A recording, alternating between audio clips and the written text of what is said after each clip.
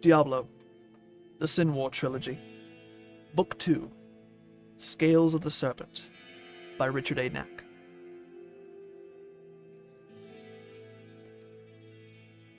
Dedicated for all the loyal and very patient fans of the world of Sanctuary.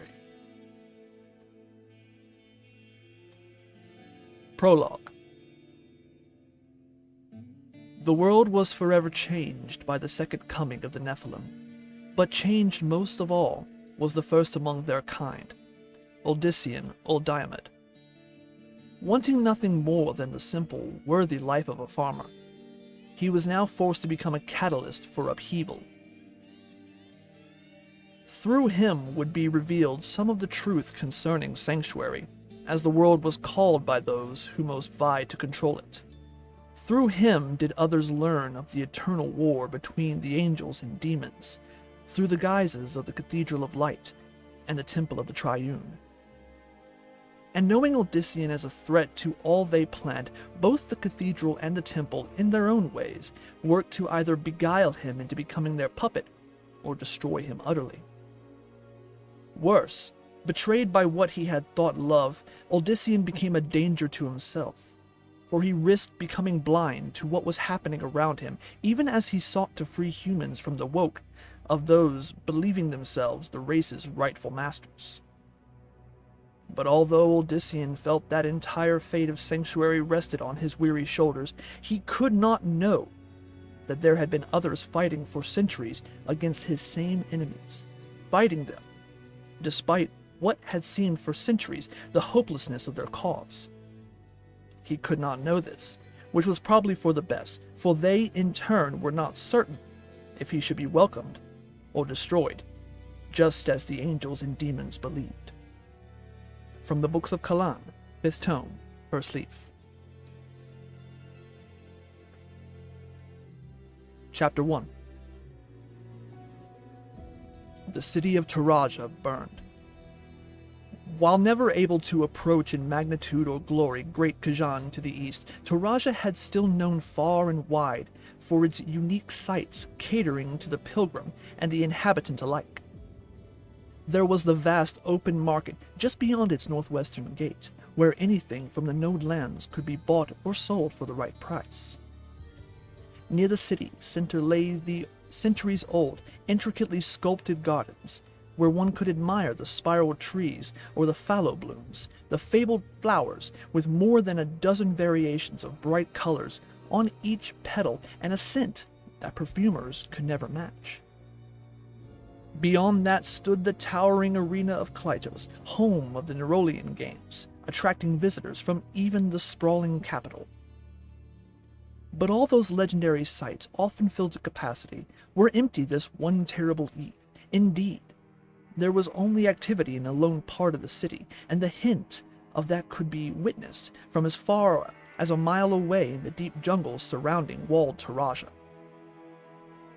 Taraja burned, and at the center of the conflagration lay the Temple of the Triune. The flames illuminated the sky well above the three-towered triangular structure. The largest temple of the sect, other than the main one near Khajan.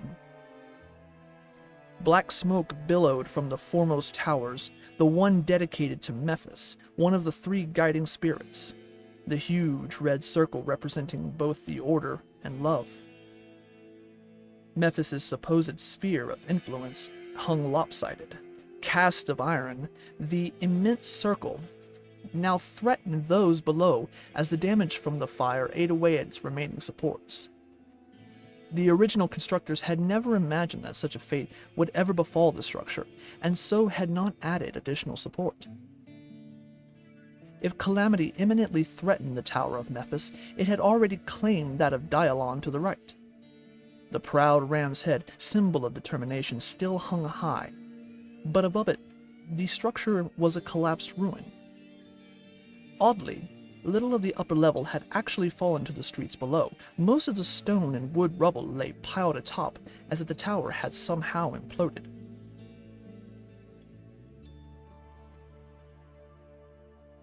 ' Hundreds of figures swarmed the area around the steps, those nearest the entrance clad in the azure, gold, or black robes of the three orders. With them stood scores of hooded, breast-plated figures, the temple's peace warders, armed with swords and lances. The faithful of the Triune fought against a crush of bodies, whose foremost ranks were dressed in simple peasant and farmer clothing of the upper lands far to the northwest of the great jungles.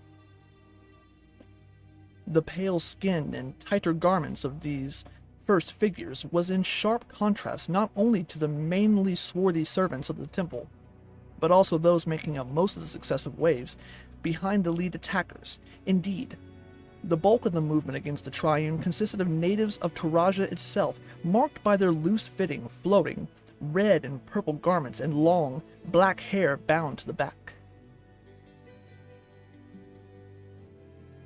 Although it was the attackers who wielded the majority of the torches, the flames consuming much of the nearby sections of the city were not, for the most part, their doing. In fact, no one could for certain say how the first fires had begun, only that they seemed to initially work in favor of the priesthood, and that had been enough to turn what sympathies there had been for the Triune into anger. That anger was all the impetus needed to urge Odyssean to take down the temple without further delay. When he had initially arrived in Taraja, and once he had gotten over his astonishment at so many people packed into one place, Odyssean had thought to gradually influence the citizenry into simply ousting their priests and their underlings from the city. But for such a heinous act, in which dozens of locals and even some of its original followers had perished, no remorse or sympathy remained in the former farmer's heart. "I came to the city hoping to teach, to convert people," Odyssean bitterly thought as he strode toward the steps. "But they forced this upon all of us instead." Without seeing him, the crowd parted. Any of those touched by the power within Odyssean, the power of the Nephilim, could sense his nearness. The momentum of the crowd paused as they realized that Odyssean had something in mind.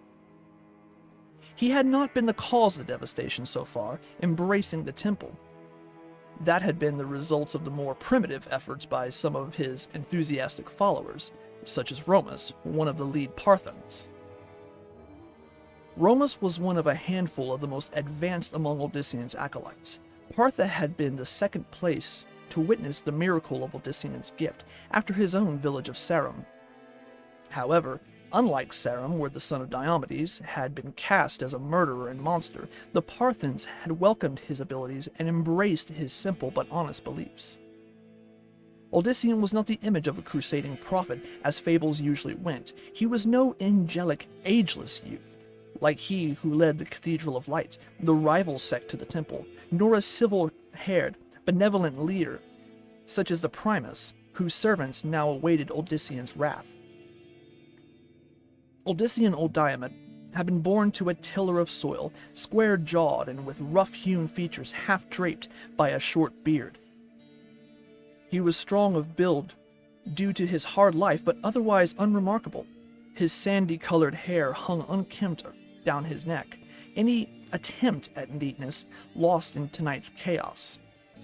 Odyssean wore a plain brown shirt and pants and weathered boots. He carried no weapons save for a knife thrust into his belt. Indeed, he needed no weapon. He himself far deadlier than the sharpest blade or the swiftest, truest arrow. Or even a squad of peace warders who at this very moment charged down the steps at him. Behind them, a priest of Dialon imperiously barked orders.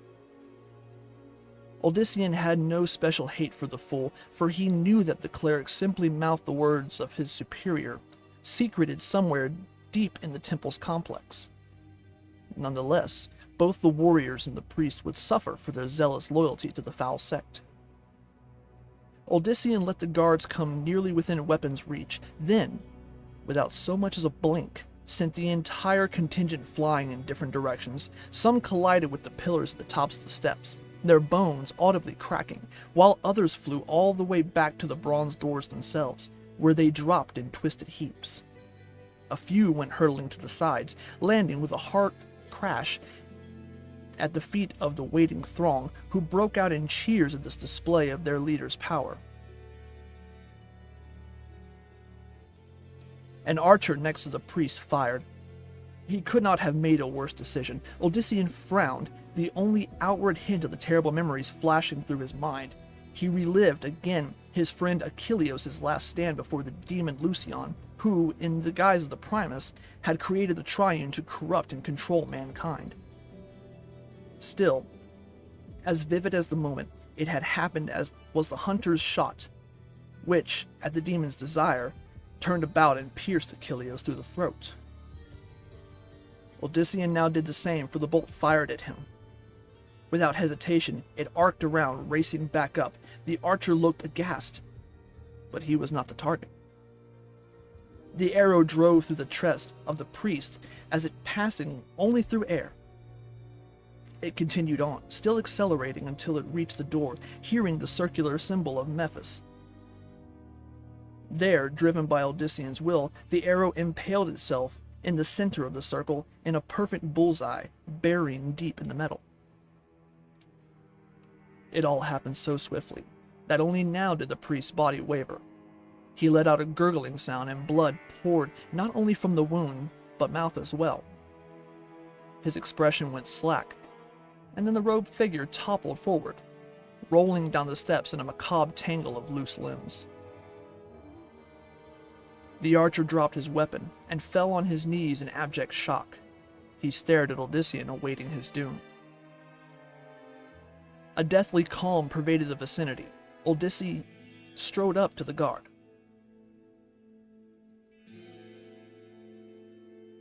Beyond the one stricken warrior, the rest of the temple's defenders grimly sought to regroup.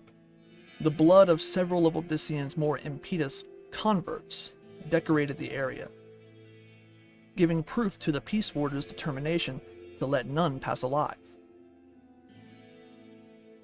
Jaws set, Odyssean placed a hand on the shoulder of the kneeling guard. In a voice that boomed as if thunder, the son of Diomedes said, "Let this one be spared, as an example." He glared at the other peace warders. "The rest can join their Primus in hell." His words provoked some slight confusion on the part of the armed guards, who could not know that Odyssean had slain Lucion. This was not the first time that Odyssean had noticed such reactions, and he could only assume that word had not yet reached the outer temples of the Primus' unexplained absence. The senior priesthood had evidently smothered all hints of the calamity from their own flock, but Odyssean would make certain that soon the truth would be known to the entire world. Not that it would matter to those in Taraja. After this night, the Triune would be but a cursed word to many of the locals, as, very likely, would be his own name.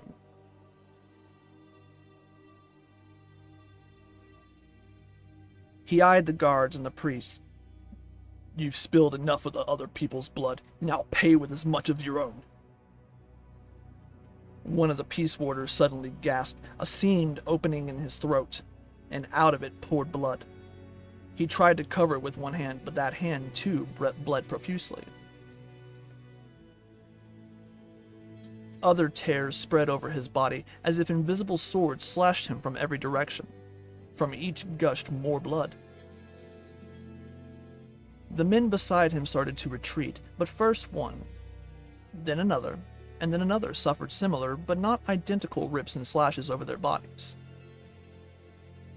Blood even seeped from beneath breastplates and under helmets and hoods. The first man finally fell, a crimson pool as large as his head already staining the once pristine marble beneath him.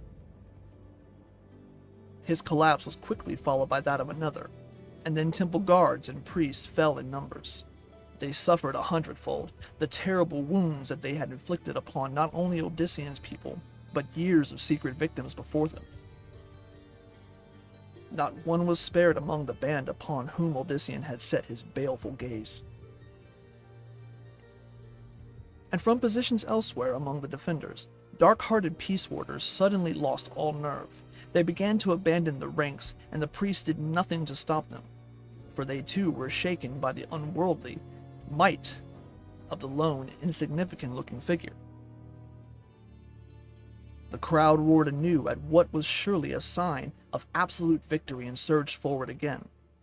The remaining peace warders were swamped, and as Odyssean had declared, they received no mercy. Odyssean continued on past the terrible struggle, more concerned with what lay within the walls. Peace warders and minor priests meant nothing. The true threat awaited him deep in the sanctum of the master cleric, who answered directly to the Primus and thus knew the foul truth concerning the Triune's origins and goal. The three doors confronted Odyssean now, the ram of Dialon, the circle of Mephis, and the leaf of Bala, all at eye level. The arrow he had sent flying through the priest still quivered in the middle door, the one he now chose through which to enter, despite detecting that it had been barred from the inside.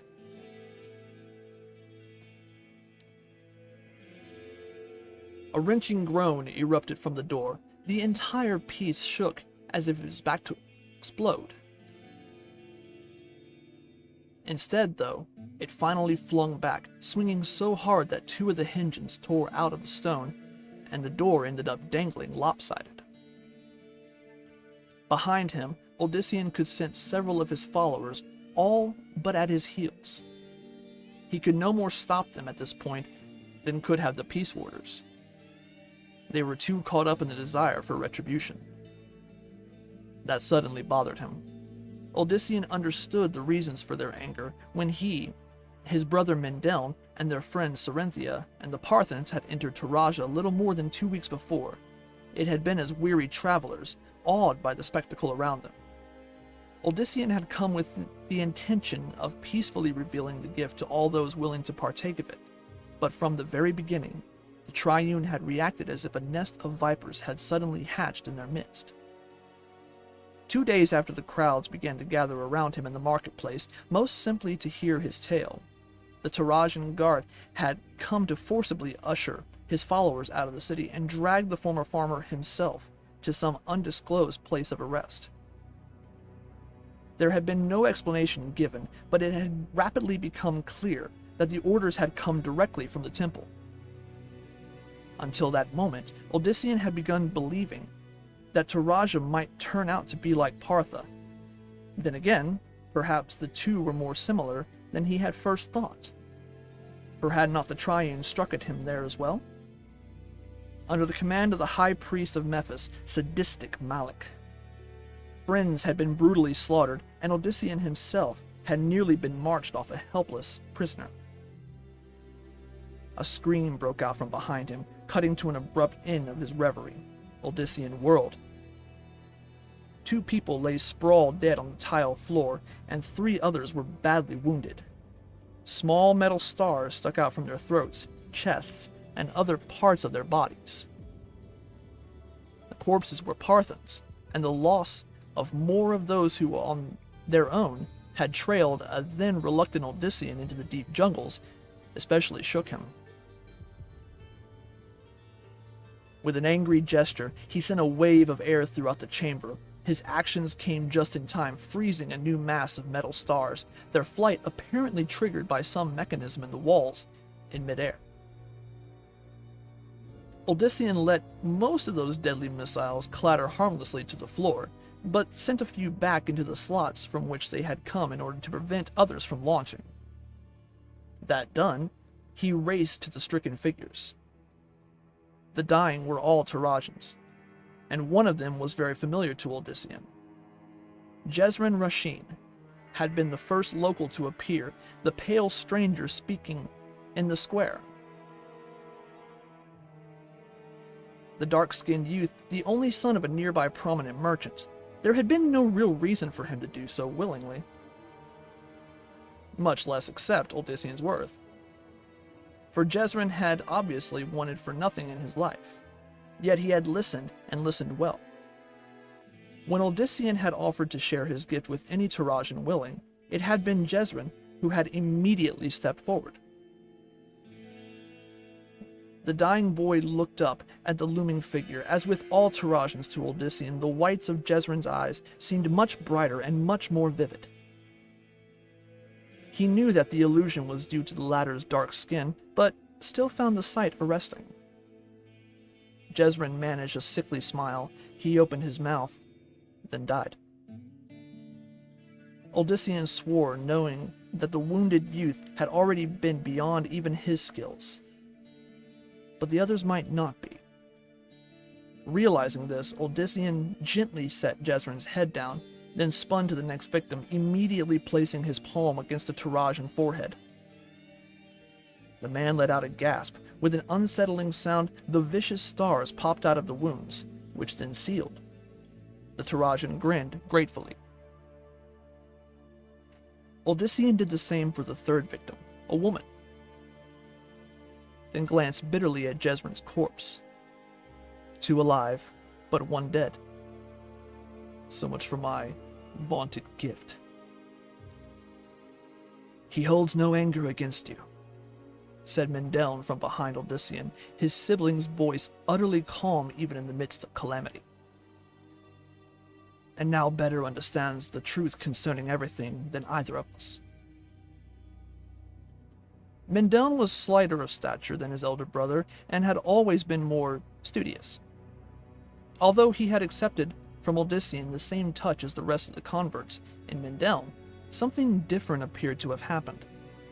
Odyssean could sense none of the same force flowing through his sole remaining sibling, as though instead, there was a shadow growing within Mendeln, yet one that Odyssean could not say originated from anything evil.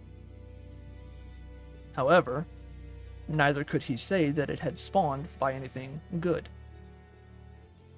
Staring into his brother's penetrating black eyes, Odyssean snarled, I only understand that he and so many others are dead. But whether it's more my fault or the Triunes, I doubt I'll ever decide.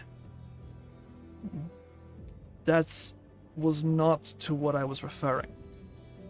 But Mendeln got no further. Odyssean shoved past the black-robed figure and resumed his trek into the temple. The others followed at his heels, ever leaving around Odyssean's brother, a gap akin to that they made for their leader. However, in Mendeln's case, of late it was as much out of an unwillingness to beware of the sallow figure as it was respect for his place. Even the untouched could detect the oddness of the younger son of Diomedes. I've shown you the gift, Odyssean declared to those behind him, while at the same time mentally seeking out hidden dangers ahead. Remember to use it. It's your life. It's you. At that moment, he sensed them coming. A chill ran down his spine, and he prayed that his people had listened, or else many more were about to perish terribly. He turned to face the path ahead. Again, the vast chamber in which they stood was the central gathering place for the faithful before the sermons of the 3 orders began. Towering statues of the Triune's guiding spirits stood watch over the separate entryways leading to where each of the orders met. They were robed, ethereal beings with only vague countenances. Bala on the left, with its hammer and the bag containing the seeds of all life. Dialon on the right, bearing at its breast the tablets of order. Mephis in the middle, always Mephis, carrying nothing but cupping its hands as if about to gently receive an innocent baby. A baby to be slaughtered, Odyssean always imagined. And with such an image burning in his mind, he thrust out a warming hand to the rest just as all 3 doors opened, and the grotesque, bestial figures in ebony armor come rushing forth. They screamed their bloodlust as they waved their weapons high, and although there were far fewer of them than the invaders, they were no less daunting, especially to Odyssean, who knew of them best. There was that about them that did not speak of mortal flesh anymore, but rather something long overdue for the grave. Odyssean sensed the sudden dismay among his followers, and knew that he had to show them that, while sinister, the Morlu were not indestructible. But before he could strike, a brilliant, blinding light flared before his eyes.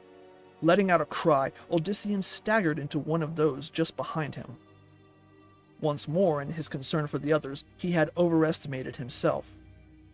He should have expected the priest to have something cunning, yet planned in conjunction with his new attack. A pair of hands dragged Odysseus out of the way just as a heavy form collided with his right side. Odysseus spun around, then tumbled to the floor. As he fought to clear his vision, horrific cries rose all around. The terrifying sounds of crunching bone sent renewed chills through him. He heard a deep-throated laugh and recognized the demonic voice of a Morlu's savior in the carnage he caused.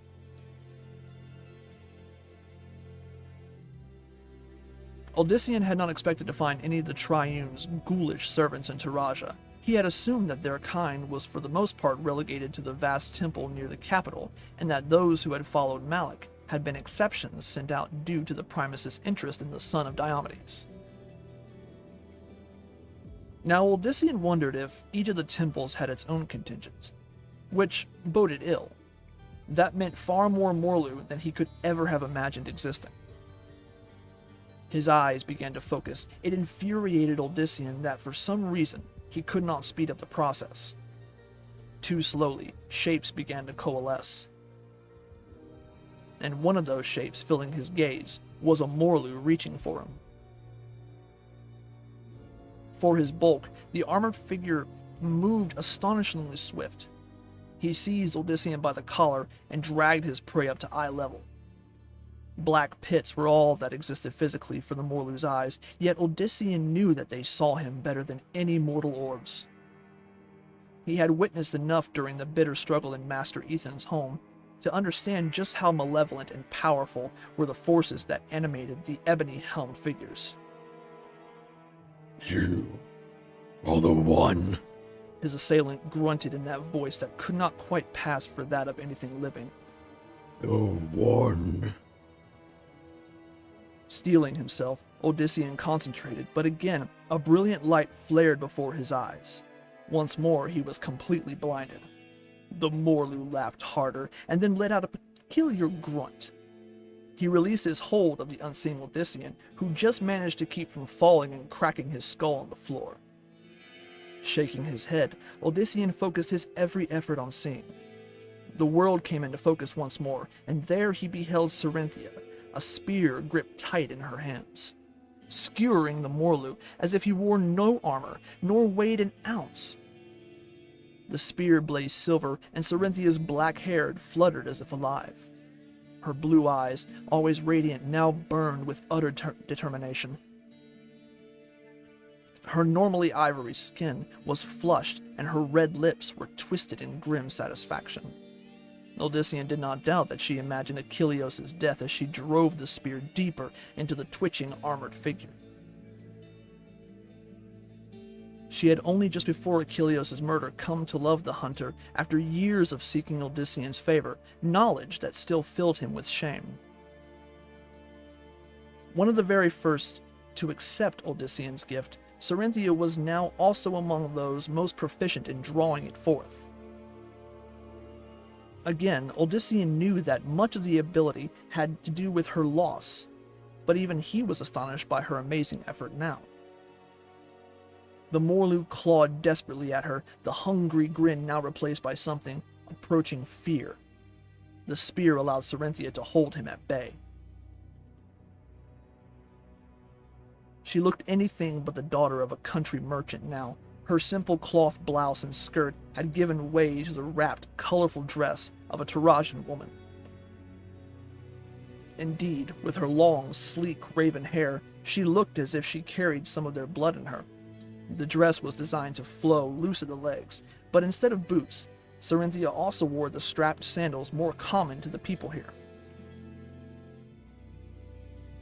The Morlu shook violently, his massive form abruptly beginning to shrivel. Within the space of a breath, he looked even more late for the grave, only his wrinkled white skin now enshrouding his face. Yet, still Cerynthia kept him impaled. Her expression took on an unsettling eagerness. "Sari!" Odyssean called, using the childhood version of her name that he had only recently ceased favoring. He feared where her outrage was taking her. His voice cut through the din, and through her fury, Sarinthia glanced back at him. Then, with a shiver, the Morlu again.